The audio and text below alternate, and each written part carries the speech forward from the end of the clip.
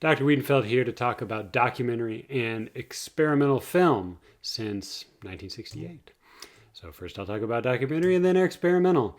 So a little background. Remember in the previous lesson on documentary from the 45 until the 60s, main development in that period was direct cinema and cinema verite, very closely related. We had the Canadian example here, and sort of the fly on the wall idea that as if you were a part of this public event. Cinema verite, the kind of French version, where here the filmmakers are on the screen. It's more about the interpersonal relationships, and radically thinking about those relationships, the relationships of the subjects to the film that they're a part of. Direct cinema in the U.S. led by company Drew and Associates. Now I want to highlight them because a lot of the filmmakers who worked with Drew, especially on this film, Leacock, Pennebaker, the Maysles brothers, they go on to start their own companies and their own films. So here's a couple examples of them. And remember the Drew and Company model was, you choose you're fly on the wall, but you're choosing a subject that's very exciting, a dramatic. There's some kind of crisis involved. They're kind of time life, so more oriented towards journalism. Here, different kind of subjects here that they pick up on. Monterey Pop is Pennebaker film, D.A. Pennebaker, an example of the rock and roll documentary. There's a number of the Maysles brothers did Gimme Shelter about the Rolling Stones, Woodstock. These were successful feature films with theatrical releases. And later came to be parodied, but it's a great subject, right? Like you choose a performer who wants to be seen, musician, either the concert or like a tour, and then you get to you follow along with your filmmaking. Now the Maysles brothers, other really important film, Salesman, is about a Bible salesman, and here again, here's some salesman is somebody who's making a public presentation of something to sell, and very interesting subject when it's a Bible and how all that plays out. It's a great film. Okay, so the kind of Drew and Associates filmmakers continue direct cinema. Frederick Wiseman, also in this vein, he's a little bit different in that rather than focusing on specific events or characters, he's going to focus on institutions. And he has a incredibly long career. I think his first film was in like '69, and I think he makes films even into the 2020s, or at least into the 2010s. So, almost 50 years of filmmaking. And so Titicut Follies, his first film is about a mental institution, high school, about a high school, hospital. He has a film called Zoo. It's a film I think called City Hall, and it tends to be documentaries that he documents these institutions over a long period of time. We're seeing kind of repetition just to get an idea for what the whole institution is and how it shapes the way we live our lives and what we think of as normal. You're maybe invited to see differently or see critically through his poignant editing. He's going to pick out some of the contradictions that are inherent in these institutions and their ideas of what they're doing.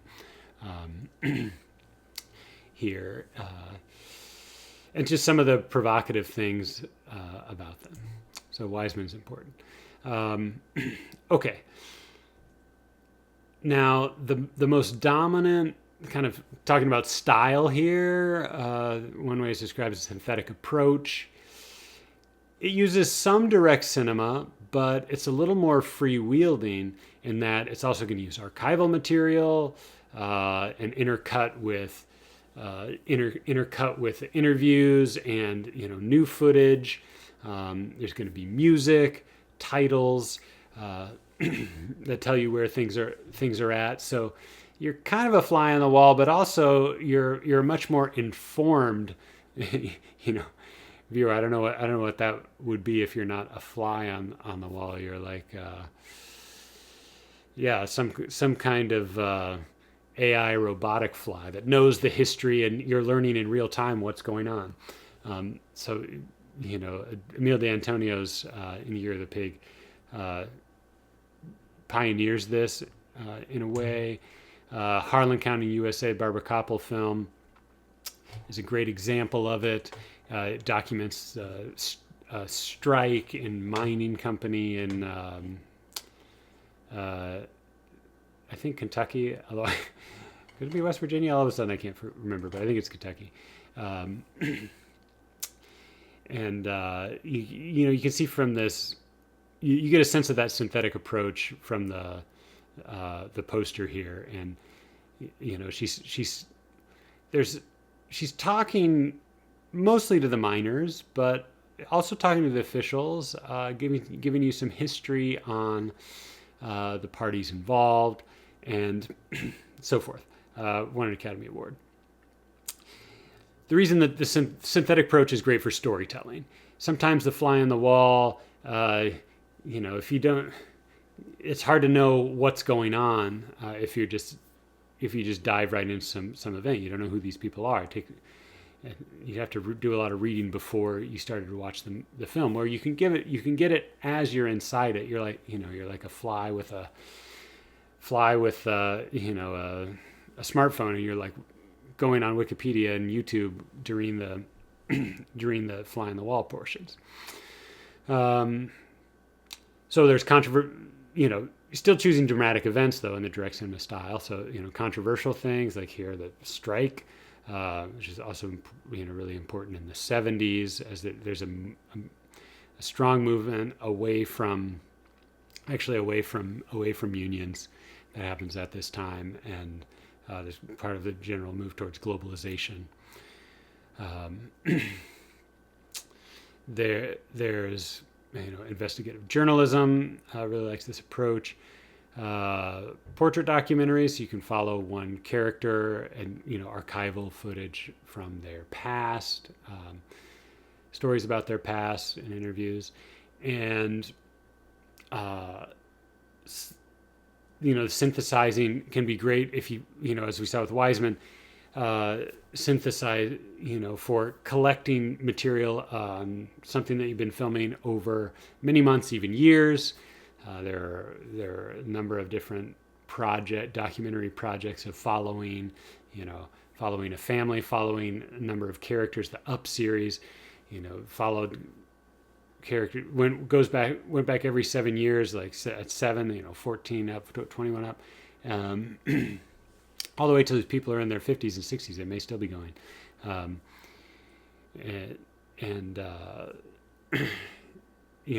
there's a way of it's such a powerful storytelling tool that you can handle all of that big scope. Oral histories, of course, is great for this storytelling through the interview on the screen. Let me mention a couple films that are great examples of the public importance of documentary for establishing the truth about things, about some events. Really kind of getting evidence about them. So, Tiananmen, about the uprisings in China in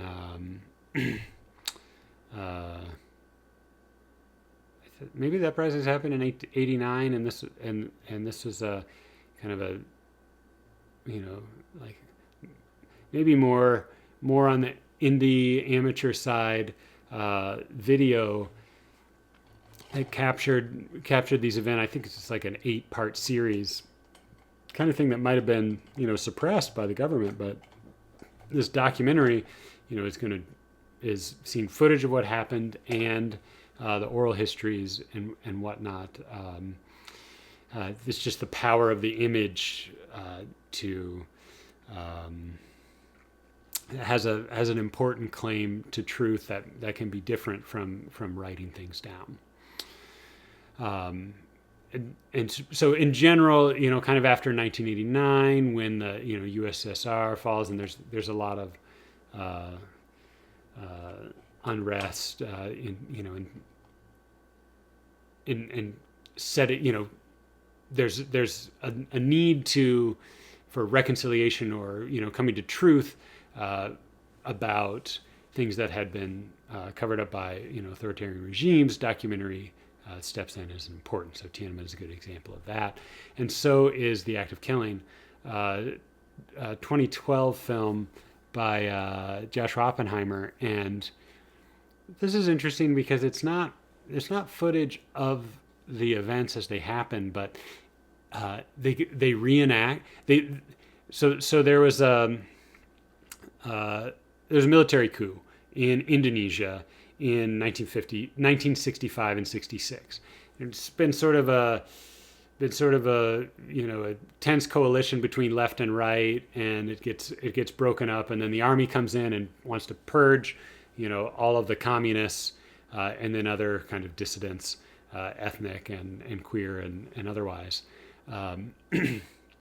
This Suharto's long dictatorship is going to follow this. Or authoritarian rule, or whatever you want to call it. So they go and they find,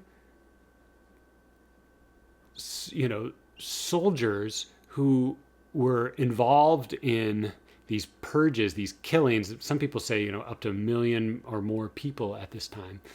Go and find soldiers that were involved and get them to talk about it now in 2012. Like, they feel safe talking about it now, and there's some really dark sense of humor as they're reenacting these killings and kind of enjoying it. But that's why the documentary is so powerful, in that it's it creates the alienation effect. We're not supposed to sympathize with their enjoyment and humor over reenacting these killings.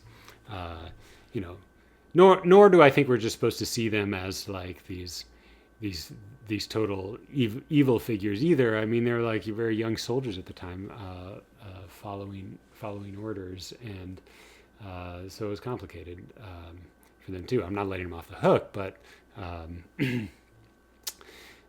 it's there's richness there, which makes this a good documentary. So that dark humor you'll also find in Errol Morris's films. He's made a lot of films. I think he actually produced the Act of Killing.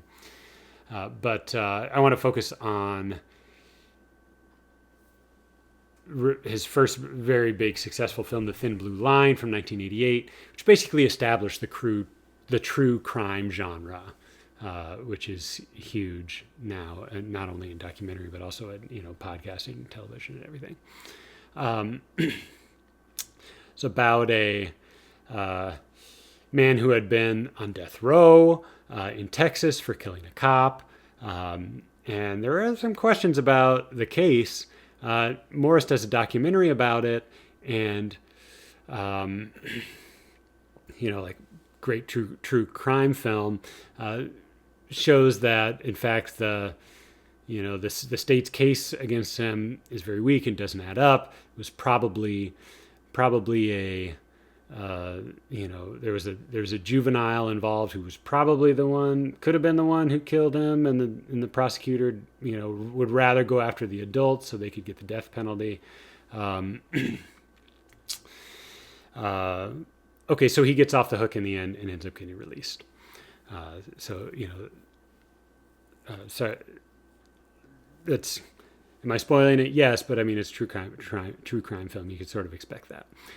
Now, this idea of the thin blue line, it comes from, I guess, a Kipling poem about the thin red line. Is that the idea is that there's this, the British Army, known red is this, this limit between order and anarchy. Very colonial mindset. Here, the thin blue line is the idea, that the police are important to keeping law and order.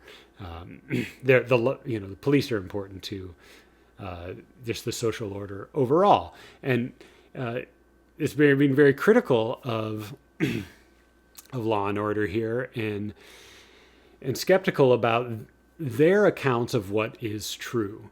So here, we're going against like the legal records and what the what the courts have said is true about this event, and documentary is doing its own version that is challenging it.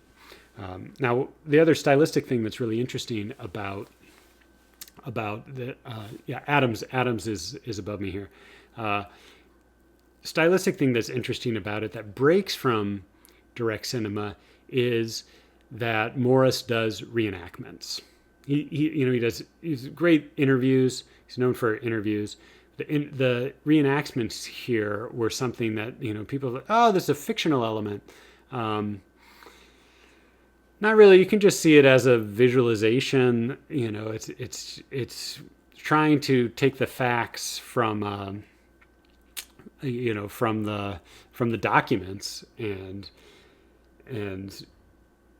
demonstrate and model them away to find out if they're true. And then the reenactments can change depending on whose version you get. And so this is really important because it's not just saying, oh, this reenactment is how it really happened.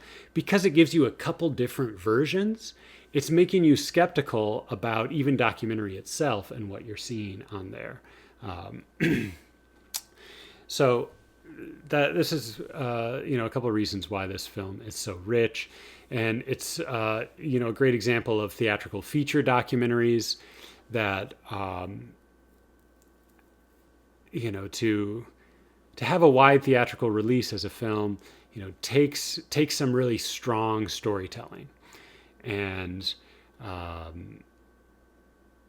this true crime subject here is one for Errol Morris. He also talks to he has some films about, like, he has a film with McNamara, who's a important politician, telling his story about the past. And then we have the other really big in the U.S., Michael Moore, in this period, starting with Roger Me in 1989.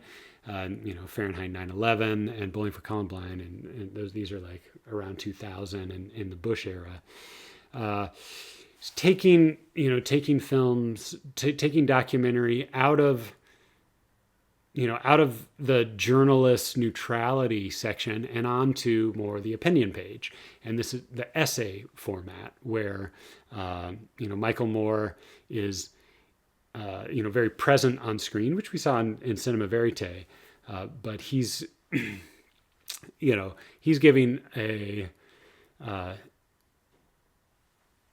account that is politically motivated, and there are many, he's on the left. There are many right-wing politically motivated documentaries that would follow this model and do the same thing for different perspectives. So feature-length documentaries, it's both the controversial subject and the dramatic story going along with it. So last slide here is I want to jump to meta documentary, where I mentioned with Thin Blue Line, one thing that it does is it kind of poses this question about, can documentary really tell us the truth? Even though that's what it's doing by doing the multiple reenactments, it's also questioning in it. Chris Marker is a good example of this meta documentary trend where these are documentaries that are skeptical of documentary itself. Trent E. Manha makes a couple, and especially documentary back in the, in the roots with Flaherty is about ethnographic. So let's go and study this this indigenous culture and capture it on screen, lest it disappear. Well, the idea that, like, what does that mean to take that perspective? There are all these implicit colonial assumptions in there, and Marker, his documentary is kind of essay style, personal. You see from the I grabbed this screen image. Please excuse these disorganized thoughts in distorted image in the bottom there. He's using an essay style of voice, and then of course the subtitles that are questioning the truth and the message that you're supposed to get from these images. The cats are in Japan. Most of this is abroad, and kind of the pictures that he's French, and the pictures that one should get from abroad, and what you're supposed to take from that, and all of the kind of stereotypes and assumptions that people have about other cultures is something, and what documentary can do to enforce those stereotypes is challenged by the meta documentary, the essay style here. Kind of putting in the question was, in the same way that the thin blue line question that, the courts and, is what comes out of the courts always true? Well, is what come out of documentary always true? Have to be aware of the methods that are involved. So, okay, that's documentary. A couple things on experimental film or avant-garde film. There's an important movement called structural film at this time, and it's moving away from narrative, meaning story and characters, moving much closer to contemporary arts. And called structural film because the idea is that the meaning comes from some sort of structure that is organizing the film rather than a story. So, here's an example of Zorn's Lemma. Hollis Frampton, who started out as a photographer, and this film does all kinds of things with language. So the organizing structure here is the alphabet, and there's a first part of the film where there's reading an alphabet, and then the second part has images from all over the city. You see in the upper screenshot that have letters, and then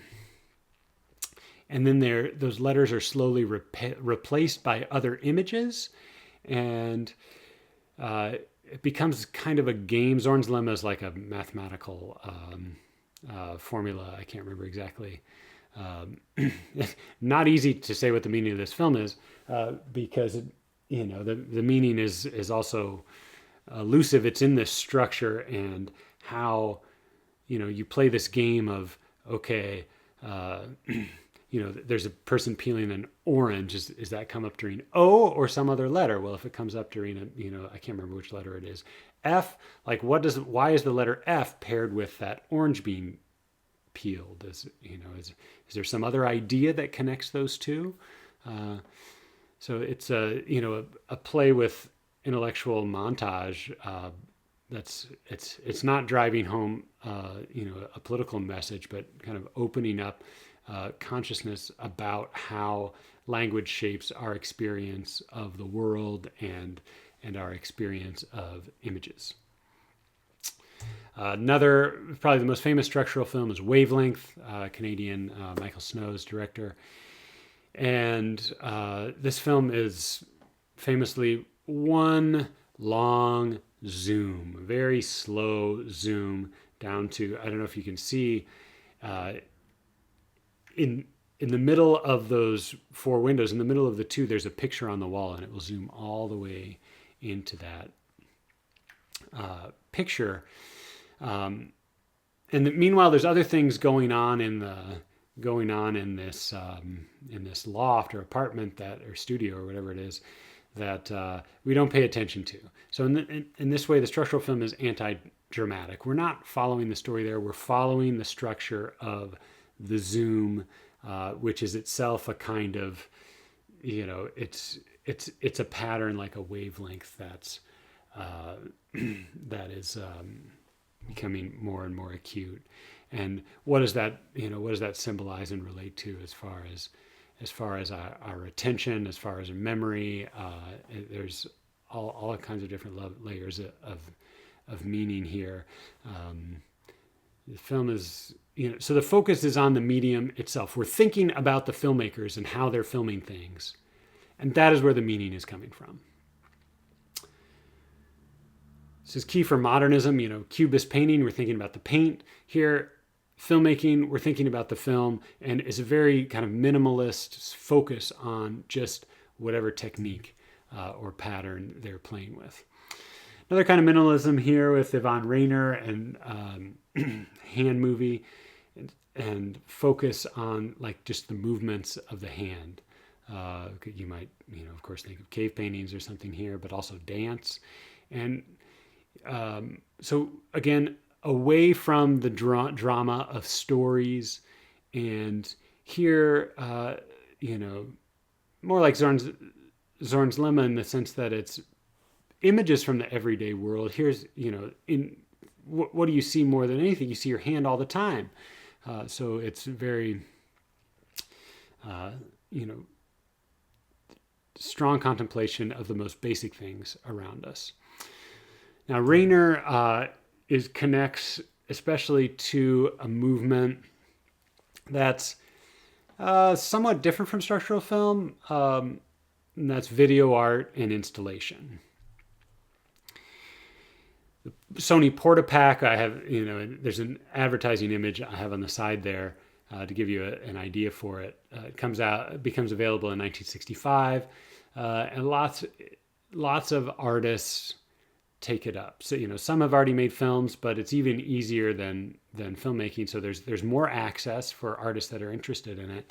And and because you can play on televisions on a loop, now you can have something in the gallery. So there's this form, I'm sure if you've been to any museum, you've seen an installation, and what that means is it's some kind of art objects that are in a room. If a sculpture is just one object, installation is multiple objects in a room. Video installation would be, a television playing a monitor playing a video and maybe some other stuff. Like the Nam June Paik one here, the TV Buddha, it's this incredible loop that he set up with this Buddha sculpture and the television in the camera, and kind of reflecting on both the power of television and the kind of feedback loops and in the brain and electronics and all these kinds of things.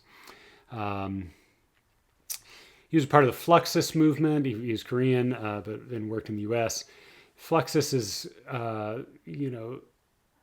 artists who are inspired by John Cage especially, and kind of chance, sort of happenings, filming events. And so we're closer to performance art here, and part of video art is going to be documenting performances, and that's one way to see that, if you think of hand movie as a documenting the performance with the hand, which would be dance. Dance is bodily movements, right? It's not only movements of the full body, it can be movements of the hand.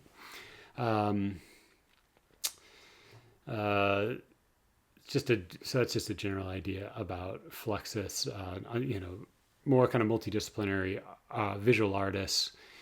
And one other thing, video art, at the time there was kind of a rivalry between, avant-garde or underground film and video art, with the video art being more oriented around women and women filmmakers, whereas men dominated the experimental film scene, somewhat historically, you know, with a few exceptions, Maya Deren especially. But, you know, video art as a newer form that experimental filmmakers kind of snubbed their nose at. Well, women, a lot of women artists especially took up video art. Okay. One other example of art, film moving into the gallery space, and here on a bringing darkness with it is, you know, Anthony McCall's line describing a cone. Very simple film. It's just a, you know, it's just a line that slowly grows. But put a fog machine in the gallery room, and now that line is describing not just the circle on the screen, but a whole cone of light.